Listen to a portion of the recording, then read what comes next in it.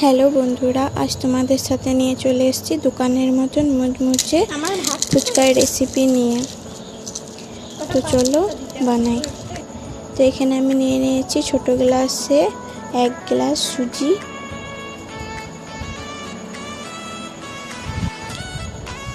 ওই গ্লাসেরই 1 গ্লাস আটা নিয়ে নিয়েছি। দুটোকে ভালো করে মিক্স করে নেব।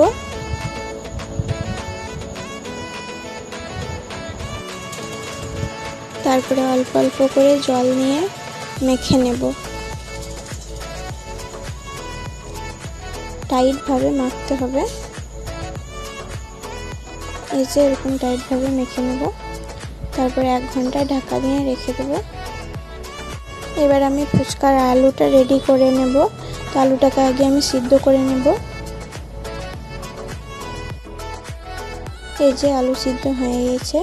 এবার আলুটাকে আমি ভেজে নেব।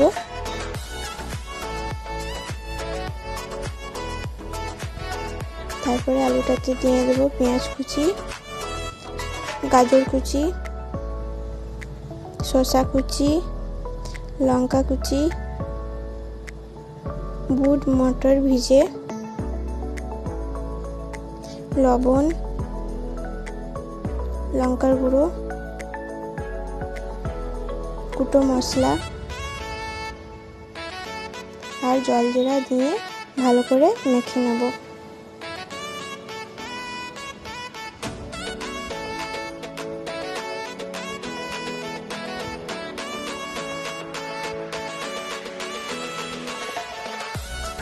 এই যে আলুটা আমার রেডি হয়ে গিয়েছে। এবার জলটা রেডি করব। তেঁতুলটা আমি জলে ভিজিয়ে রেখেছিলাম। তার উপরে দিয়ে দিলাম লবণ, কুটো মশলা, লঙ্কার গুঁড়ো আর জল জিরা, আর অল্প জল দিয়ে ভালো করে তেঁতুলটাকে গুলে নেব।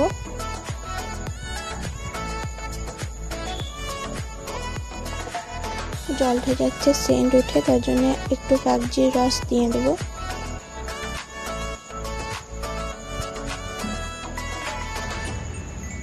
এই যে আমার জলটা রেডি হয়ে গিয়েছে। এবার ফুচকাগুলো বানিয়ে নেব। তো আগে আমি লেচি কেটে নেব ছোট ছোট সাইজের।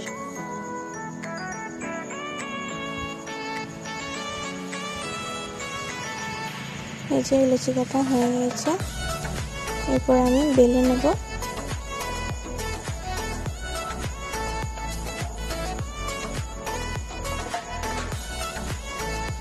এই যে এরকম ভাবে বেলতে হবে, খুব পাতলাও না আর খুব মোটাও না।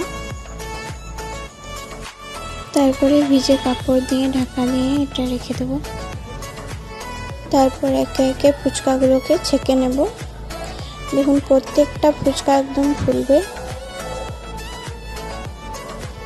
কি সুন্দরভাবে ফুলছে দেখুন।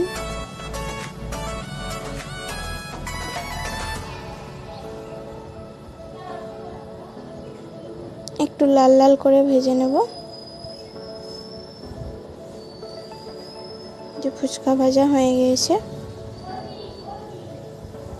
কতটা ক্রাঞ্চি হয়েছে দেখুন, একবারে ভেঙে যাচ্ছে, একদম দোকানের মতন।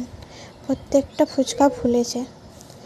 ভালো লাগলে লাইক, কমেন্ট, শেয়ার করে দেবেন আর পেজটাকে ফলো করে দেবেন।